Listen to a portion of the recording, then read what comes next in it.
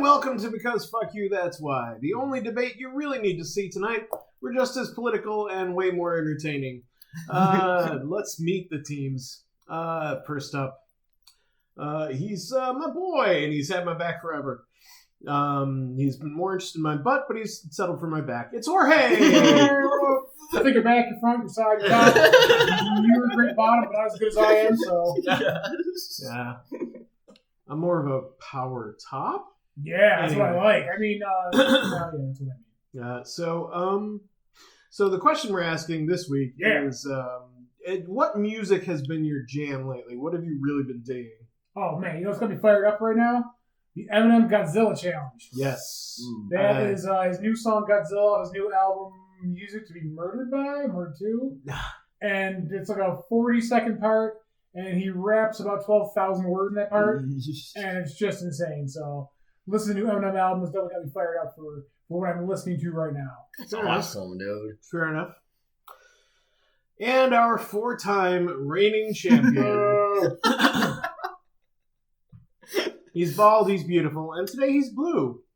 He brought Twinkies, so I appreciate that. It's Stevie! Hey, what's going on? That would be something new. Yeah.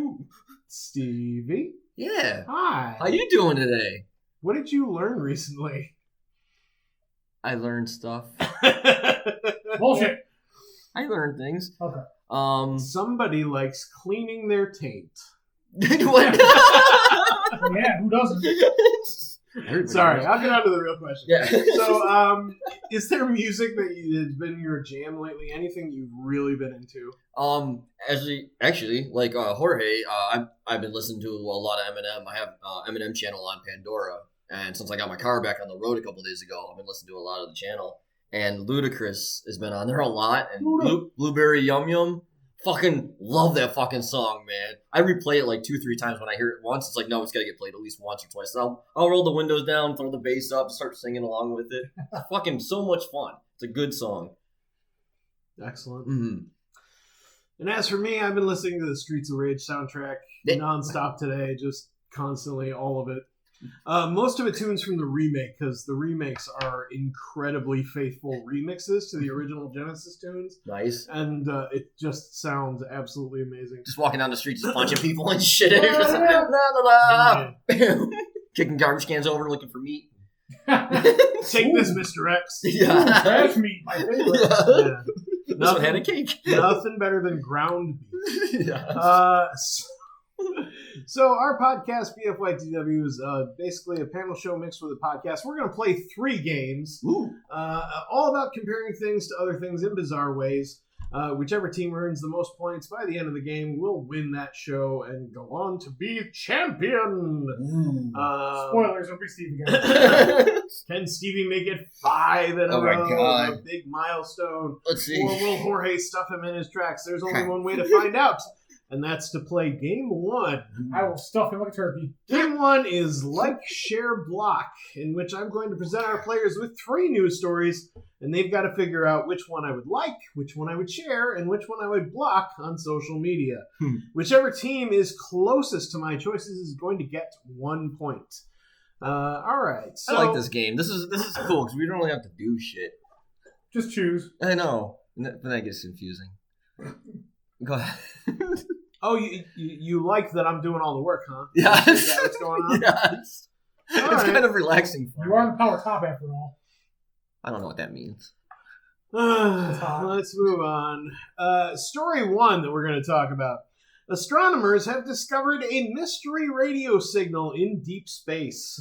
I'm guessing his alien daddy finally figured out that Nicholas got out of his cage. So, yeah. Deep space radio signals. Now, there are signals that are coming towards us, not ones we sent out that came back, right? I think the signals might just be emanating. I don't think they're directed at us. Okay. So it's kind of like what we're doing. We're just sending out things to aliens. Yeah. Like, yo, we're here. Radio is just, Right. out in a sphere. So, yeah, it's just emanating from this particular point far, far away. It's a repeating signal. Like they've noticed that there is a pattern to how it repeats. but they cannot decode it. Right. Yeah, best of luck with that. It's gonna be something stupid that we caused ourselves. What do you think? Like it's gonna be an echo of old I Love Lucy episodes. That'd be awesome. Because wasn't there a story not so long ago where they found a black spot in front of our sun, and they thought it was an alien ship, so people started going nuts. And they found out it was like a satellite we put in front of the sun to monitor the different coronas that we forgot we put up there. So this is what it's going to be. It's not going to be another alien race or ET or any of that shit. It's just going to be something that we did that we didn't realize we did, and it'll turn out to be nothing. I seriously think I think I know what it actually is, and it does make sense when you think about it. We've been sending these signals out since what, the fucking 40s? I don't know. I think, earlier Roswell? than that. Ever Radio since- was alive and well in like the 20s, I think. Well, how long were we Earlier sending it than out to that. space though? Well, we not intentionally. Nah, It's yeah, the it radio just signals goes out to space. We can only go so far with what we had back then. We actually sent them into space later on. We had at one point we had radio signals that could cover the world, I think. So Holy shit. that would go out to space. I would think would not be that difficult. Here's what I'm thinking. 'Cause I'm thinking around the 60s, 40s to 60s. You know, people are starting to get a little freaky and shit. So this is my theory. This is what's going on. There's some like hip ass DJs, you know, just smoking that chronic and shit, fucking spinning In the some 40s. discs and shit. Fuck yeah. No, it's the beginning of it, man. Right before we got to the 70s and 60s. in the 40s. Got it. When radio was going, this is like I mean, basement- not impossible. pirate radio. So all this And then the super button down 50s. no, this is like Well, this yeah. is like the what's that where prohibition happened? Where 1920s? Yeah, that'd be the 20s. yeah, where that shit. What was that place called where you can drink at? Speakeasy. Yes. Speakeasies. So it's like speakeasies, but for radio and shit, for hip ass radio, fucking swingers, right? So they're sending out all these signals. So we're finally getting them back, man. The aliens are intergalactic booty calls. We're like, yeah, let's Oh, do that- this. That's what it is, man. Intergalactic booty calls. They're answering I'm so our- sharing and liking and not blocking this shit. So basically, they're responding to our 1920s, 1930s Craigslist ad. Got it. Yeah. Imagine the surprise, man, when they see how like freaky we really become. I'm surprised they answered it all. Then. Yeah. You know what's screwed up? I remember reading on the internet, so you can't really take it at face value, but I remember reading at some point on the internet a theory that the Russians had actually done a bunch more space missions than they had let on. Right. And of course, they kept the records hush-hush because apparently these did not go so well. Yeah. To the point of like Russian citizens picking up radio signals of people, saying, "Help! We've been launched into space, but we can't get back," or some shit like that. Oh yeah, there was one. Like, yeah, I was just remember reading about that shit and just being like horrified. I would not be and, surprised if that's real, though. Nowadays, I'm like, I read that on the internet. It has as much value as a puff of smoke. So I'm like, but the idea that it could be something that we launched a very long time ago and had completely forgotten about would not surprise me in the slightest. I think you might be onto something, Jorge, is what I'm saying. Yeah, it's just it could be. No, I do remember hearing a story of the first Russian cosmonaut. They sent him into space, and they did not get him back because they had no way to get him back. So he just sailed away. Like, people just don't think ahead. They're just like, all right. We can get you there, and that's about it. It's like I just landed. What? Just turn around and land it. Okay, how do I turn it? Just get in there and turn it around and land it when you're up there, okay? Just do it. Okay, where's the steer? What? Yeah, I see that working well. Let's move on to story number 2. So, the bidding has intensified for the Nintendo PlayStation. Shit. This is a Sony-built prototype that was built when Nintendo and Sony were briefly in partnership to create a CD add-on system for the Super Nintendo.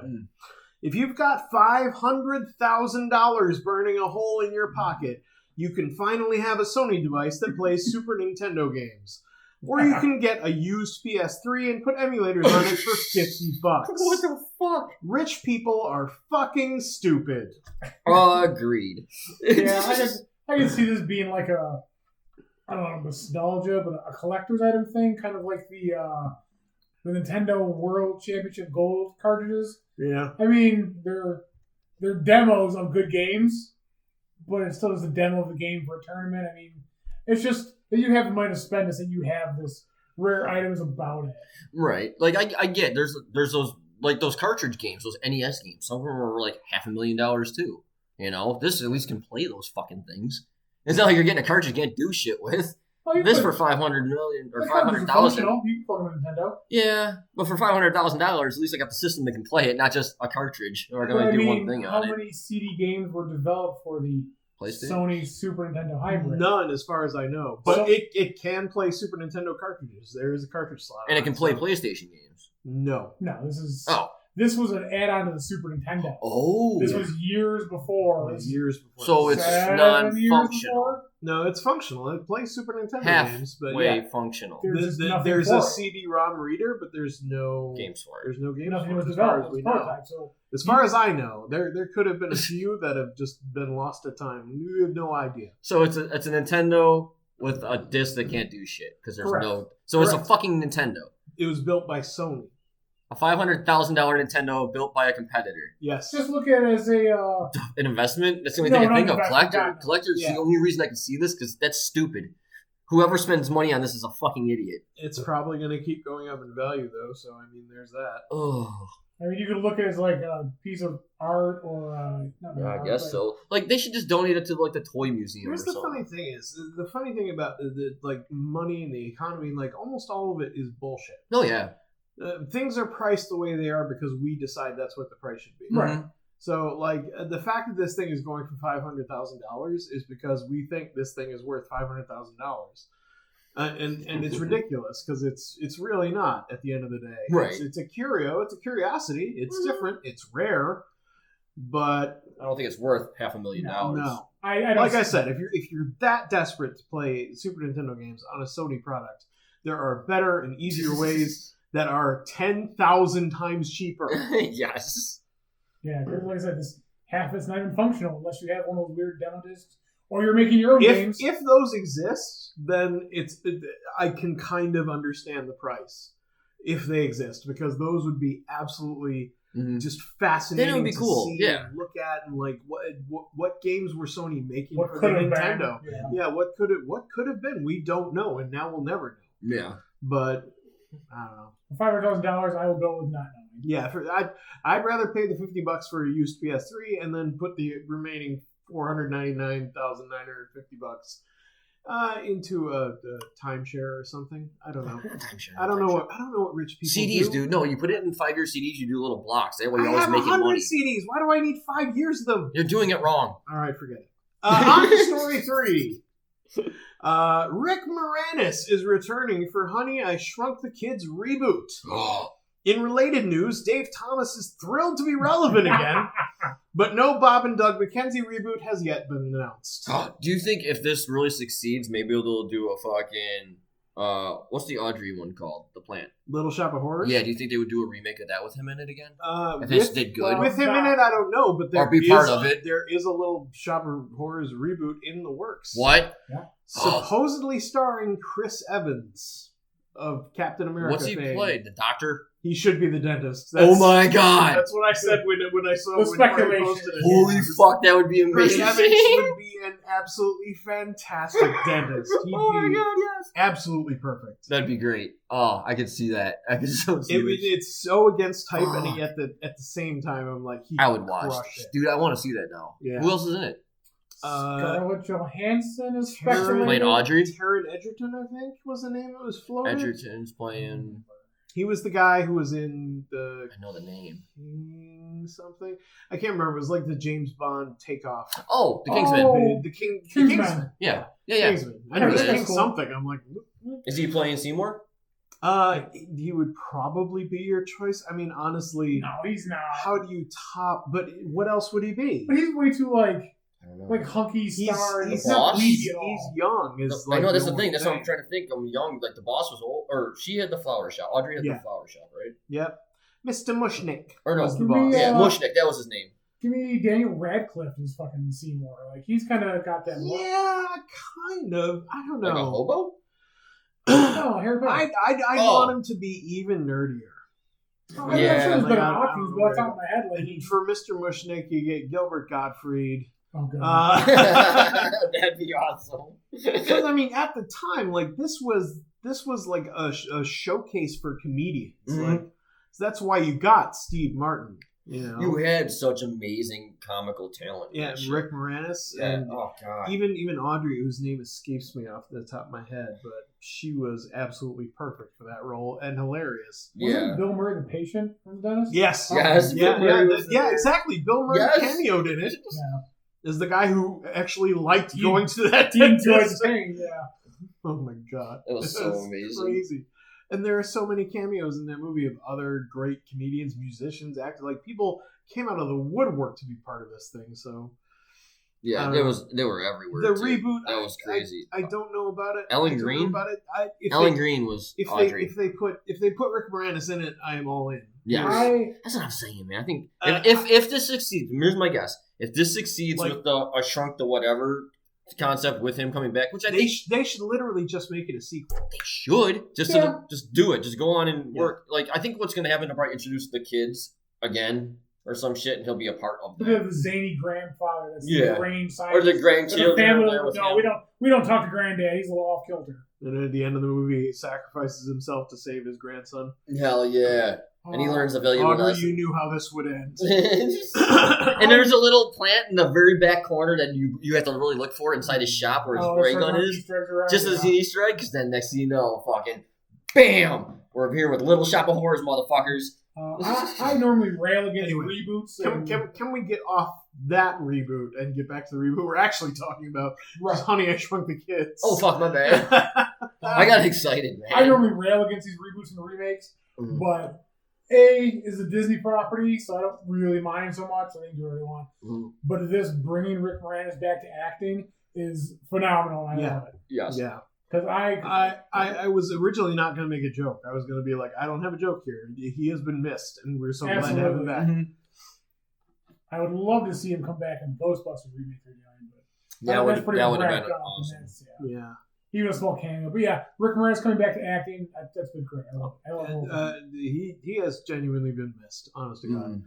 Mhm. I mean, I understand why he left. You know, I totally get it. Right. Excuse me. But yeah, it's if he, I really hope he does more stuff after this, and it's not just this one thing. But here's hoping, man. Right. All right, so those are our 3 news stories. You guys got to figure out which one I would like, which one I would share, and which one I would block. I'll briefly go over them. Story 1 was astronomers discovering a mystery radio signal in deep space. Story 2 was the bidding intensifying for the Nintendo PlayStation. And story 3 is Rick Moranis returning for Honey, I Shrunk the Kids reboot. Now, Jorge, you lost the last game, so you're going to get the first choice of these 3. Which one did I like, share, and block? So, This is easy and hard. The difficult part being that I want to like and share the Rick Moranis story. Right? And then Right? the other 2, I you just just want want to them. block them both. Yeah. So I'm trying to decide. I guess I share the Rick Moranis story. I want people to know he's coming back. Mm. Which one do I like and block then? I guess I like the ping, the sound from space. The intergalactic booty call? Maybe something comes out of it. Maybe be something stupid. And I guess just block the useless Sony Super Nintendo add-on that has no known games for. Is a $500,000 hunk of plastic. So I'm going to go with share Rick Moranis, block the hardware, and like these sounds of space. All right. Well, Stevie. So you are allowed to copy one of his, but you have to switch the other 2. Or you Right. can go completely your own way. Which one would I like, share, and block? So, All right. Well, just like Jorge, I am also going to block that Nintendo bullshit bidding thing. okay. I think that's bullshit. I know you like video games and stuff, but I think you hate rich people like I do.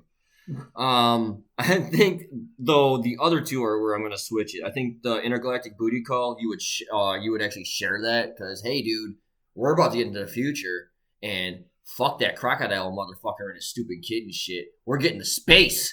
Knew this shit was coming. We knew the day was here. The aliens are coming. We're going to advance to the future, man. We're going to get out there. Do you know who would shell out $500,000 for the Sony add-on? Huh. Steve Irwin. Man, fuck that cocksucker.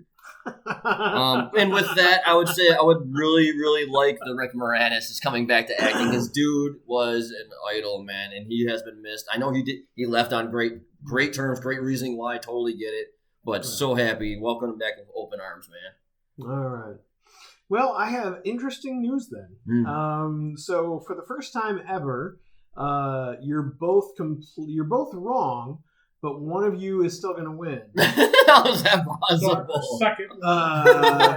Because one of you got one of them right, and one of you got none of them right. Oh shit! So I can happily reveal that I picked block for the mystery radio signal. I picked like for the bidding intensifying on the Nintendo PlayStation, and I picked share for Rick Moranis. Jorge, you got the share correct. My so God! Congratulations.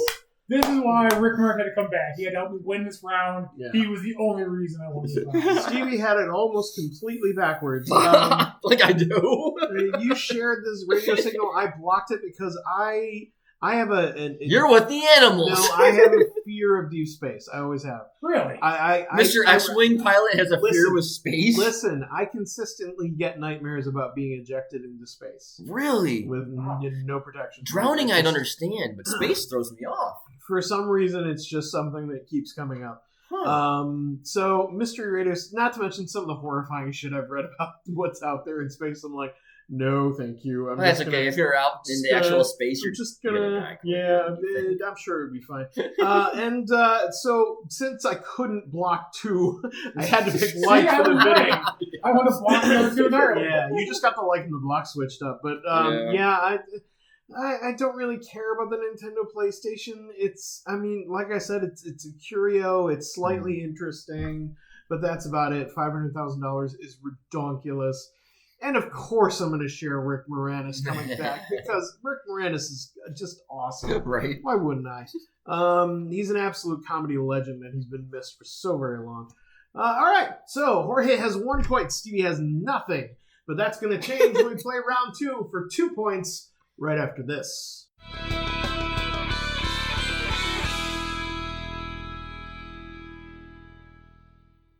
Hi, do you have unwanted gold, silver, jewelry? I don't give a shit. You have extra weed, fuel, or unwanted sexual favors? Then come on down to Jorge's Cash for Grass, Gas, and Ass. I'm talking blunts, butane, and bitches. Got extra endo? I'll buy it. Spare kerosene letter? Give it here. I owe you for a dry gummer. I want it. Remember, that's Jorge's Cash for Grass, Gas, and Ass. The term bitch is not exclusive to women. Anyone can be a bitch. Only one dry gummer per grandma allowed. Void where prohibited by law.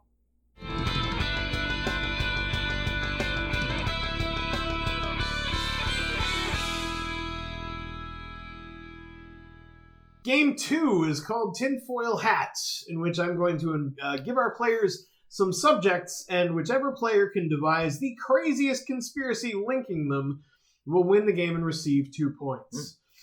So, in honor of Black Sabbath releasing their self-titled album 50 years ago, and MC Hammer releasing hip-hop's first Diamond album 30 years ago, if I'm not mistaken. I believe it was 30. Yeah. I think it's 30. You guys have to spin a conspiracy theory linking Black Sabbath, MC Hammer, and New Coke. Damn. The craziest conspiracy wins. Crazy. So, Stevie, you lost the last game, so you have the choice of who goes first. I'll let Jorge go first this time. I think I went first the last couple, so. I got this. All right. Jorge? All right, let me clarify. New Coke was the one in the 80s, late 80s? Yeah, 84. late 80s, Okay. early... That was when Yeah, they 84. retamped the recipe, didn't go so well. yeah All right, good. did not go so well. All right, so we have Black Sabbath with the 50th anniversary of the self-named album. Right. Ozzy Osbourne, the self-proclaimed Prince of Darkness, Mm-hmm. as he goes by, it was a message. It wasn't like him trying to be this dark guy. And if you listen to the album, it's just like the style of the music is like some people argue it's the birth of heavy metal, just because of like the hard rhythms, the sound, all that. And Ozzy never really came out with he was like the evil one. So it was misconstrued. He was telling us about the Prince of Darkness coming. It was a foreboding warning of things to come. Okay. We didn't listen to him. We enjoyed the music. We loved it. Getting played on the radio, the part of whatever British invasion that it was at that point. We just love the music. We love Ozzy. Flash forward to 20 years from that. Now we have MC Hammer, who, for his albums, didn't have a religious theme, but post-rap career, he went into TV televangelism, the preaching thing. He was like one of those like the Cree Floyd Dollar, like early Sunday morning, religious programs or whatever. He too was trying to deliver a message to the people. He wanted them to listen. He said that the end times were here and that the Antichrist is upon us. And that Antichrist is New Coke because it's so fucking bad. But we didn't listen because the recipe was so terrible, people revolted against it. But they didn't see the coming of this terrible product. We had these icons of music. Well, at least one was an icon, one was not so much. How many decided who's so So New Coke is going to usher in the end of times, the eater of days of this planet. It's going to be 1,000 times worse than Steve Irwin and space jellyfish or bees or whatever the cockamamie things. All right. So MC Hammer was trying to warn us about New Coke, which had come out 6 years prior. Oh, he was telling us that it was going to be the Antichrist of soft drink beverages and destroy humanity. So you're right. So he was the only one that listened to Ozzy and understood what he was talking about. Yeah. Like a prophet. And he was trying to reiterate the point that New Coke was going to be a problem. Right. It makes sense. Trying to warn us without just saying shit. Right. Well, you can't just say it because Coke's big, dude. Exactly. Yeah. He had to make some money in the back end of that. Shit. It makes sense. So, okay. So, if I understand correctly, the conspiracy is that Ozzy Osbourne wasn't actually the Prince of Darkness. He was trying to warn us about the real Prince of Darkness, which was New Coke. Right. And MC Hammer also took that message to heart and tried to spread it to the world. Tried to get the word out that New Coke was evil well after it was canceled and returned. Because everybody knows that New Coke is the drink of Hitler and current sitting presidents. Yep. Exactly. Nobody wants that shit. And the frozen head of Walt Disney. Oh, that he drinks fucking that shit too. cockbag. They just open his fish jar. I'm just fucking. I'm just gonna dump it in. Yep. That's what kept his head preserved. It makes sense, man. Did you see how clean his eyeballs are? Exactly, man. They're fucking white. You can see over in the back It's of like the brain. bleach and shit.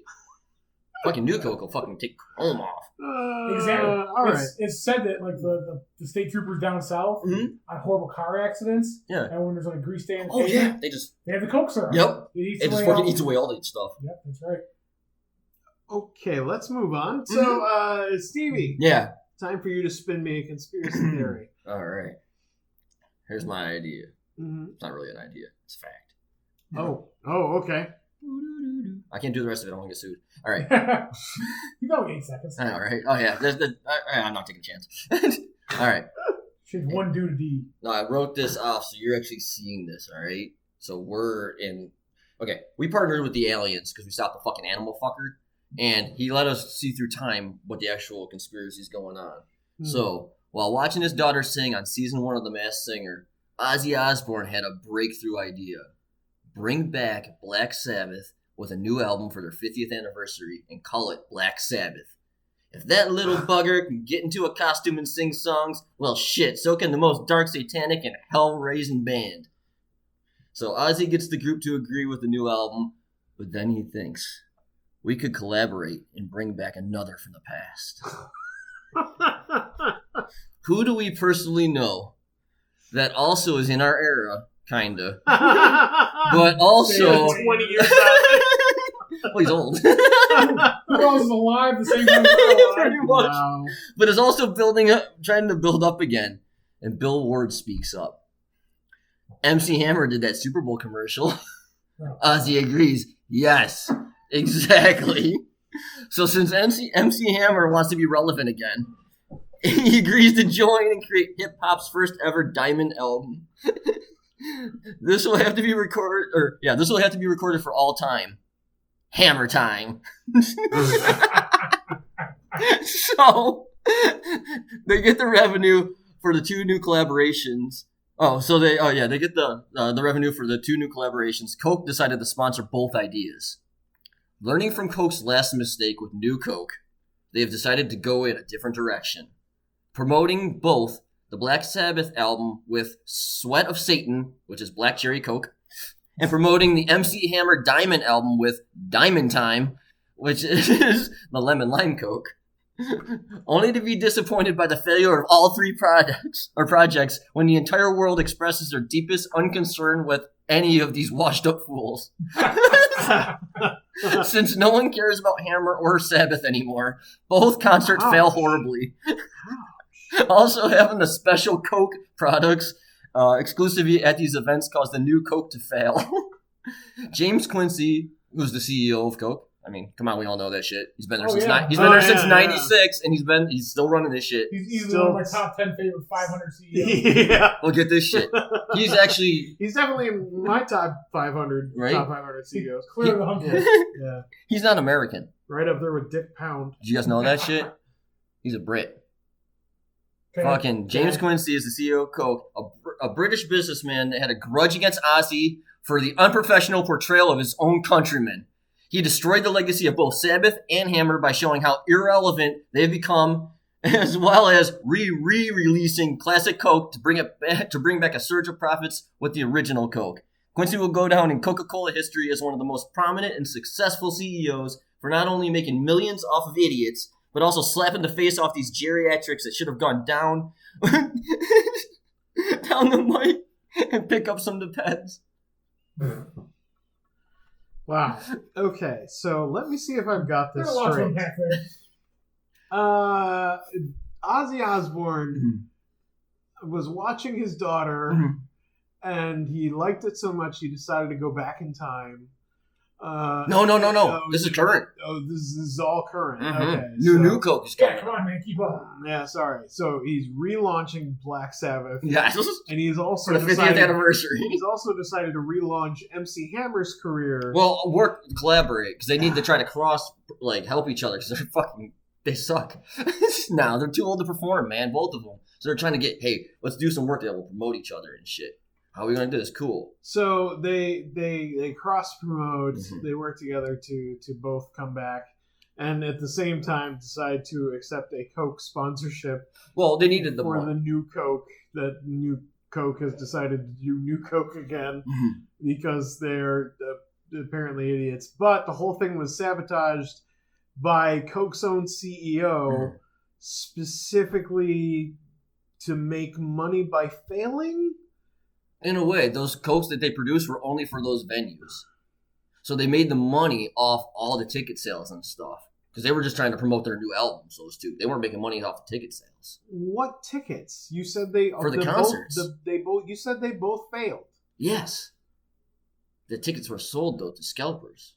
Because that's how that shit works now, dude. People don't buy tickets anymore. Scalpers buy them all and they jack the prices up. So then people made money. Scalpers are losing it. They're getting fucked, too, because they're assholes as well. All right. Well, this might be the easiest tinfoil hat I've ever had to deal with in my entire life. Well, I do say that craziest conspiracy wins. If I give up and fall asleep halfway through it, you're not going to get the points. So, Jorge, congratulations. You've taken game 2. Yay! I'll make a freebie. I mean, make no mistake, your conspiracy was not as crazy as Stevie's. But I had lost so much interest. I was literally yawning through the last half of all that stuff, and I eventually stopped following. I'm like, somebody's getting rich, some British guy I don't care about. I'm like, where the fuck is this going? I think you just got lost in the story in itself. The insanity just kind of over. It was too much. You wanted crazy. Yeah, I did, but it was too much. It got to be the point where your brain can't process it anymore. I processed it fine. And mine just gave up. Mine was like, I can't follow this anymore. This is Stevie logic. This doesn't work. Some conspiracies just have too much red string for one person to process. Yeah. That's not your fault at all, sir. It's just there's too many layers. All right. It's like an onion and ogres and ogre buttholes or something. So Stevie's streak is in serious danger as Jorge takes a 3-0 lead. But he can tie everything up if he can take the speed run, which is game 3, right after this.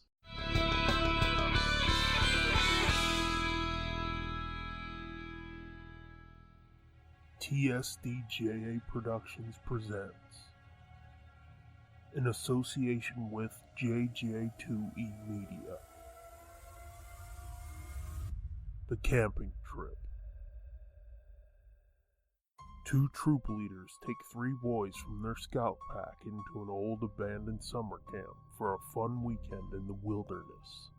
Listen and take a terrifying trip into the past with these boys as they learn about the dark history of the mountainside campground, an old warehouse that conceals a bloody secret, and the demonic truth about a small Missouri town in these 3 horrific campfire tales, with a gripping revenge-fueled ending decades in the making.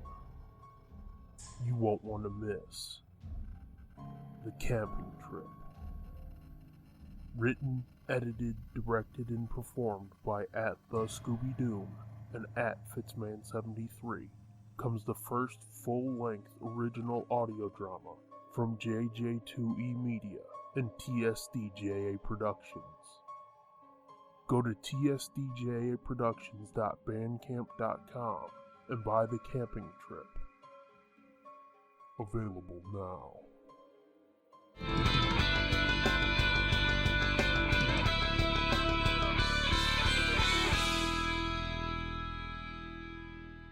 Welcome back. Game 3 is called the Speed Run. 5 quick-fire topics. The players will take turns deciding which of 2 possibilities I like better. Whichever team gets 3 of them correct first will get 3 points and either win this game in a clean sweep or come back to tie. I'm going to clean sweep it. You're 3 points down. You can't clean sweep. The only thing you can do is tie. Fuck! And then win the bonus round because I suck at it. We'll find out. Let's get started. Our All first speed run topic. The Technodrome from Teenage Mutant Ninja Turtles versus Howl's Moving Castle. Ooh. Which is a better location for a live-action game of chess? Or, sorry, not chess. What? I completely misread the card. A live-action game of Clue. Oh! A live-action game of Clue. I was like, Sorry. chess? I'm confused. Wow. I guess this could work. Sorry, the weed smoke in here is pretty... Sorry. It's blurring my eyes. Sorry. Hold on. There'll be more. So the internal weed smoke. All right. So Team Jorge won the last game. So Stevie, you get the first choice. What do you think? Technodrome or Howl's Moving Castle? Which would be a better place for a live-action game of Clue? Clue, not chess. Nothing to do with chess. No kings or bishops or bullshit. So as friends playing live-action Clue. Yeah, basically. So not actually killing people. No, not actually killing people. people. With that in mind, I'm probably going to stay far away from the Technodrome because it's weird on the inside there, but it's not really like room segmented the way traditionally a building would be. There's a lot of bars and stuff. There are rooms inside it, but I don't think it would be as fun playing Clue in there. Probably like airsoft or laser tag would be awesome because it's pretty open on the middle from what I can remember. But Howl's Moving Castle, that shit's crazy, yo. And there are a fuck ton of rooms and secret passages and shit, just like fucking Clue. And she's your last chance of dying. Maybe. Possibly. Okay. I would just go with definitely the castle. Moving Castle is my bet on that one. Jorge, what do you think? Do you agree or do you have a rebuttal? I could see Howl's Moving Castle being a good location, but I mean the Technodrome too, because it's segmented. There's obviously different styles of rooms. There's not just control room A, control room B. Right. You know, there's like quarters for like the foot soldiers. I'm sure like Krang has the meditation room or like his master chamber, whatever. His meditation room. His giant dish with water in it. Better, I'm getting my chi. I think it would be Clue with a futuristic kind of skin over. You know, you have like all the technology. You have this place would afford more traps. Like you have little mouser droids kind of running around if you're not paying attention. Nip you in the butt. Exactly. I mean, yeah, I think like the rooms would be segmented off. You could have like fun things with traps, and you know what? You could have like the murders because you could have all the foot soldiers. They're all expendable. No one gives a shit about them. They're robots, right? Well, I mean, the cartoon they're robots. In the movie they're people. That's so true. either way, they're expendable. I don't care. Oh, They have no identity. Whatever. I think the Technodrome would be a great location for a clue. All right, well, it's not your choice, it's Stevie. So, Stevie, what do you think I picked before the show?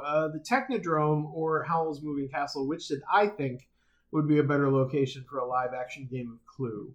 I think I'll stick with my answer. Howl's Moving Castle. I think you would enjoy Clue there much more than you would in the Technodrome. Okay, and that gets you the point. Yeah. I absolutely picked Howl's Moving Castle, despite never having seen the movie or indeed a single picture of the castle in question. Because the Technodrome, just from my memory, would be an absolutely god-awful place for a game of Clue. Like, I seriously, as much as the idea of giant-ass Krang being into the Asian arts, like yoga and meditation and bullshit, Shredder, we're having a Tai Chi class. Oh my like, God. I just can't, I honestly can't see, like, the Technodrome being a varied and interesting place with lots of very different rooms. In every single iteration of the Technodrome that I can remember, it all seemed kind of bland and samey. Just like technologically advanced white walls with things sticking out of them, and Like a hangar that's shaped in an orb. like it's just not a very interesting place as far as I'm concerned. It's scary, sure. Yeah. There's a lot of But it nasty shit wasn't on it, meant for... and the parties. giant ass eyeball on the top for no real reason. But Yeah, it was meant for killing and destruction. It wasn't meant for parties and hanging out. Whereas the castle, there you go. You can party in a castle. So despite never having seen Howl's Moving Castle, I went with that because just based on the word castle, I'm like, it's got to have some different, interesting rooms here and there. So I went with that just because the Technodrome couldn't possibly. So Stevie gets 1. The choice comes back to Jorge for speedrun topic number 2, and this is probably my favorite. Judge Dredd versus Judge Doom from Who Framed Roger Rabbit. I love that movie. Which would have a better daytime judge show? Ooh. If you were to give these gentlemen their own talk show as judges presiding over real cases, which would be a better judge? I laughed so hard when I read this because I pictured both of them, and I know, just this is hard. just enjoy that mental image so much. Both are actually really good choices. So Ray, what did you think? This is easy. Judge Doom by a landslide. Really? Because A, he's portrayed by Christopher Lloyd, Mm-hmm. Score. Yeah. and no pun intended, he's literally way more animated. Like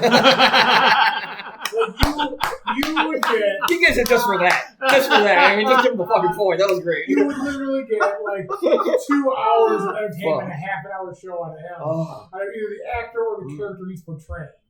You know, he has way more personality. He would definitely interact, and even if he did pass judgment on someone, you know, it would be like, what are those the contractions called? Like the step A. Conveyor belts. Oh, the Rube Goldberg Goldberg Rube machine? Gold device, yeah. Yeah. Oh, yeah. He would come up with like a Rube Gold device of punishment, whereas Judge Dredd would just like listen to each side, pass judgment, blow somebody away. Yeah, probably shoot the guy as soon as Exactly. it's over. And he would be like, it'd be his monotone voice, I am the law. And I side with the plaintiff. That would be it.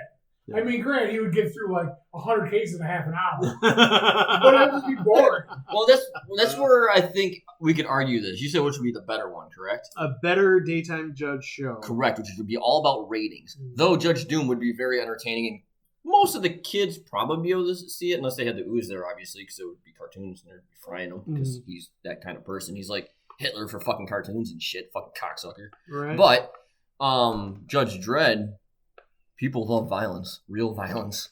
They do.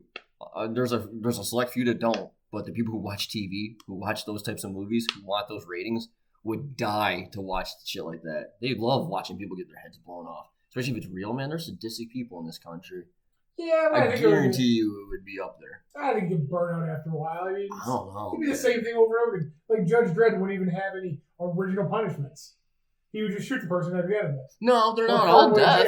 There were different. Oh, there were different ones. They had the penal colony stuff. Yeah, there's not a lot of options though. I think like Judge Doom would have like options set up in the back. Like, all right, now you're guilty. Now you can pick door 1, 2, or 3.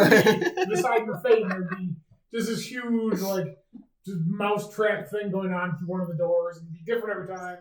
I think Doom would be way more entertaining as a daytime or a judge type show. All right, so it's your choice, Jorge. So are you sticking with that, Judge Doom? I'm sticking with Doom. Good choice, because that's what I picked as well. Nice. Yeah, of the two, I was like, well, given their personalities, Judge Doom's personality in the movie is not terribly pleasant. Judge Dredd's personality isn't terribly pleasant either. I'm like, so I just kind of put them even on that, and then I was like, just based on the actors who played them, as much as that got me in trouble once, I would much rather listen to Christopher Lloyd than either of the gentlemen who played Judge Dredd. No disrespect intended to the other one. Not Stallone. Not Stallone. Just full disrespect to Stallone. But I can't remember the name of the other gentleman, but he's actually really good. He was actor. awesome. And apparently that Judge Dredd that movie's amazing. That Judge Dredd is a just really called good movie. Dredd. That's all it's called. He never takes the helmet off. Fucking perfect. Great portrayal from the comics. I loved it. Very gory though. Hands up. One of the punishments for Judge Doom would be like, and you were frozen today. Yeah, so no, I had to go with Judge Doom, if only for Christopher Lloyd, because God bless Christopher Lloyd. True. All right, so on to speedrun topic number 3. It's all tied up, one apiece. It comes back to Stevie for Cloud from Final Fantasy VII versus Laharl from Disgaea. Yeah. Which would make a better emo band singer? Laharl, for sure. 100%. Already got the fucking demon wings and shit. Wow, that was fast. I love him more than fucking Cloud. Cloud's a little fucking preppy boy. He's more like the Justin Bieber if you want to do it. He wouldn't. That's what he is. He's the fucking Justin Bieber, yo. That's exactly who fucking Cloud. He is. Look at that fucking hair. Video game protagonist. Look at that oversized goddamn sword trying to get as much attention as he can from anybody he possibly can. Swinging that bitch around. Break. Oh, fuck that dude. Fucking Laharl's got that shit. And he's got the powers to back it up and shit, dude. And he's got a crew that can fucking sing. I mean, 100% right there. I don't even have to say much other than that. I'm hoping you fucking know some shit about this game or the comic or anything. All right, well, Jorge, kind of question one more time. Sure. An emo band? Better emo band singer, yes. Yeah, I mean, Laharl's got the black gothy eye paint shit, but like, I think Cloud has mastered the silent protagonist, brooding kind of, because he has no dialogue at 7? No, he has dialogue in Does he? 7. He actually talks back quite a bit. I remember going through the city in the beginning. Like, people talk to me. He deliberately doesn't say much, but he does talk to them. Okay, so I wasn't focused on that. But no, I think he would definitely make the better, like, because I think he got the brooding down. There's definitely lots of those things where, like, you're talking to him in game, and he literally just turns away from you and looks off in the distance. And not to mention, his ultimate weapon, the Buster Sword, is made of, like, 10 other swords, so he would be an ultimate cutter. He'd cut you, he'd cut everybody. He's a bleeder, he's into cutting. That is 110% emo. Yeah, but who can summon the powers of darkness and shit? Who is a fucking demon? With the right material, Cloud. Yeah, I need it, all this other shit to do it. Not natural, man. Shiva, Doom Train in 7? No, I think Doom Train was 8. What else? What other dark summons were there? Alexander, Bahamut. Yeah, Bahamut. Yeah. Alexander's more holy, actually, than dark, but yeah, Bahamut would be a good one. Bahamut 0. But as the lead, I think Laharl's got it for sure. All right, well, it is your choice. So, which one are you sticking with Laharl? 100%. Good, because that gets you the point. Yeah, absolutely 100%. Laharl is fucking awesome. He is the Prince of Darkness. He literally is.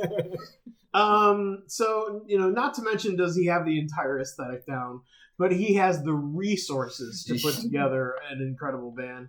Whereas Cloud is just kind of a whiny bitch. The Bieber, if you will. Yes, the Bieber of video game protagonists. Justin Bieber. Nobody fucking needs ya. You wanna know why? I'll tell you why. 'Cause you're a little cunt. which just makes me laugh so hard because it's perfect. Yeah, I couldn't stand Cloud. I absolutely hated him. Everyone in that game was more interesting to me than Cloud was. But maybe I'm alone in that, but whatever. Moving on.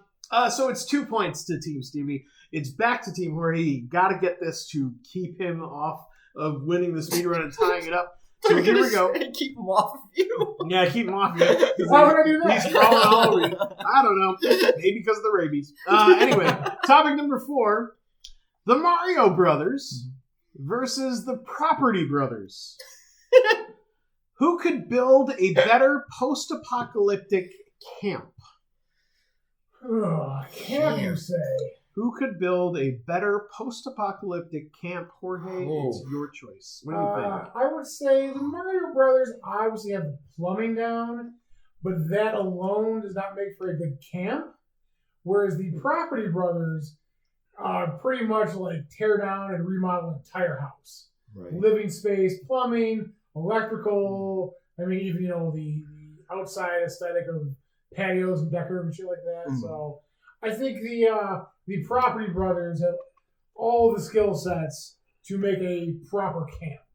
They can have different buildings set aside for different things. They can do everything. They can cover all the facets. I believe that. Carpentry, electric and all that shit. Yeah, no, I definitely see your point. I think they could make a pretty looking area. They could build houses and shit pretty well. I've watched the show. I like it, and they're cute. I get it. They won't kiss because they're brothers. So not this thing. But I never stopped him before. You said post-apocalyptic, which to me Yes. means threats. Yes. So a camp is nothing more than just a place to sleep. But I think the Mario Brothers, especially with all of their resources, not just fire flowers and stuff for defense, they have those plants. They have all those defenses. There's Mario Maker, man. How many defenses can I make out of the Mario world? Jesus Christ. Have you seen some of the Mario Maker levels people have put together? I know. Like, you can Holy easily, fuck like, me. all right, Mario and Luigi and shit. All right, let's put some of these fucking plants over here. Put some of these fucking things over here. We got our stars in our little chest here, just in case some people try to pop on us. We'll fucking kill those zombies and shit. I got fire flowers. They'd make the better defensive camp for post-apocalyptic. Though, yeah, I agree. Property Brothers would make nice houses. They would get raided in an instant. People see them building that shit up. Zombies or other scavengers taking them out. Mario Bros. Be able to fight them off. There's not what Mario Bros. Fighting them off, building the camp. Mm-hmm. And then you're talking about fire flowers and stars and other shit doing it. You're talking about raw building of the camp. So the Property Brothers got to throw a fence and defenses and dig a trench and shit like that. So I think the Property Brothers can actually build one. Whereas the Mario Brothers are kind of relying on in-game firepower, like fire flowers, the star, whatever the power-ups they have. So I still think it's like they will be able to build something. All right. Well, the choice comes to you, Jorge, and you got to get this right to keep the speed run going. Which did I say would build a better post-apocalyptic camp, the Mario Brothers or the Property Brothers? Which are you going to say? In that case, I'm going with the Flash. You just run the fuck Works away. every time. Who needs a fucking camp when you're the Flash? You literally run through zombies. Yes. I will stick with the Property Brothers because they literally have a show about building and rebuilding shit. Okay, well, the game's all tied up because Stevie just won the speed run. Oh. I went with the Mario Brothers because when I first read this one, I was like, who the hell are the Property Brothers? And then I looked them up, and I was like, oh, those bitches. Every time You're Steve Irwin? Jesus Christ. every time I see these assholes, my respect for them drops even more. Like, literally every time. It's not a sheer hate. To the point where, like, it's gotten insane. I think it started with some tabloid newspaper bullshit. But then I actually saw them, on a TV show somewhere. And I was like, oh my God, they really are bitches. And I just generally have a very low opinion of them. They might physically be able to build a camp, but I guarantee the Mario Brothers one would be the better post-apocalyptic one. As I agreed 100% with Stevie that the Property Brothers, whatever they built, would get raided fast. Like, people would, oh, it looks pretty, let's kill everything inside. That's about it. Like, they could probably make the place look really good, but not really strong. Maybe they're so annoying and bitch-like that no one would go near the camp in the first place. That's About true. that. That's their defense. I'm ready to recount. Maybe, but the vote has been cast. Stevie has won 3-1 in the speed run Fuck. and has 3 points, which means it is 3 points to 3 points, and it's tied. So you know what that means. It is time for my junk in a box. Aaron's junk in a right. box. Also, before we get into it, I would like to mention the last 2 categories were supplied by our good friend at Reluctant Butter Oh on yeah. Twitter. Oh, sweet. I forgot to mention that earlier, so Nice. the Property Bros, Mario Brothers, The and Cloud and Laharl. Yeah, yes. no, those were good choices. I like that a lot. those were supplied by our good friend. So Awesome. Thank you, Reluctant Butter. I want to make sure you got a shout out. Yeah, and anybody else who has any, just email it or tweet us it. Now, you say that now that you've managed to tie the game up, of course.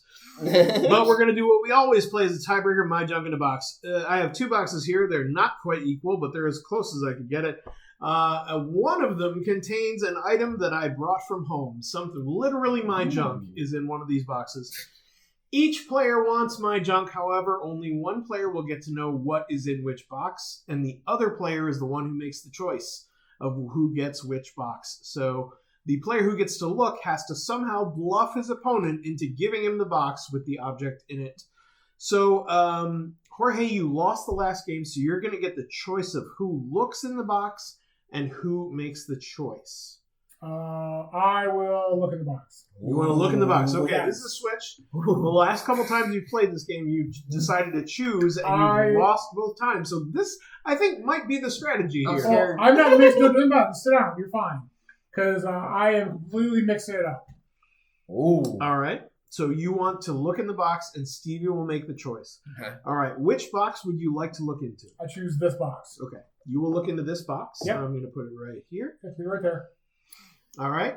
You may look into the box as long as you keep Stevie from seeing what's inside and don't move things around too much. I'm keeping this box.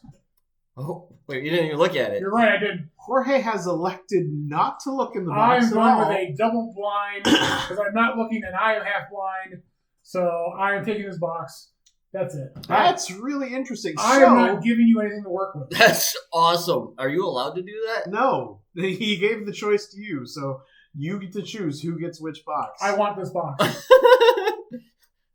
Well, But he wants He it, doesn't know. not having seen what's in it. So this is really interesting. I don't even know what the other box was. I don't even know He's what put all the pressure on Stevie. You gotta guess which box. So it's is 100% the item. 50-50 because I can't even read them. Literally is, yes. He's giving It's you 100% nothing. He's 50-50. giving you nothing to work with. So what I got to do is read you is the main thing Okay. because that's what I've been doing the whole time. I'm going to take Jorge's box. All right. It's all yours. Awesome.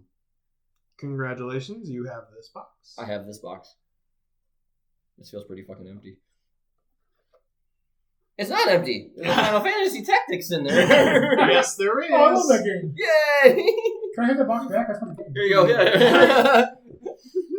That is Final Fantasy Tactics Advance for the Game Boy Advance. Just happened to be sitting nearby to the boxes. I'm like, okay, This you'll works. do.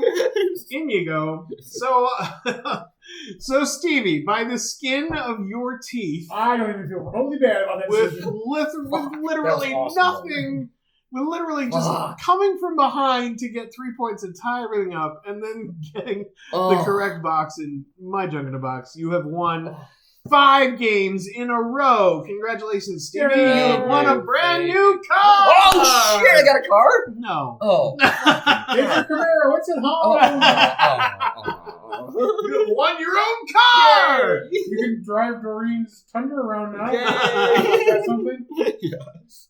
Dude, no, that I'll was. let you drive my truck sometime. How about that? Oh, that'd be awesome. Can I drive your truck? No. Oh. No, that was, dude, Jorge, that was awesome that you did it. Because that was like, I'm like, fuck, dude. I'm like, he's not gonna do what I think he's gonna do, is he? I am terrible. Because I at saw this you last game. started, and I'm like, oh, motherfucker, he's not even gonna look inside it. So I'm like, look at there, just fucking concentrate on that motherfucker. Maybe he'll throw something. And I couldn't read anything. And I was trying so hard, and I'm like, it's fucking 50-50. I'm just gonna take Right. whatever he wants. I don't know. I couldn't figure it out, man. It was all luck. I don't think you're going to Yeah. work with. Don't ever do that again. I almost had a heart That's attack. all we're going to do now.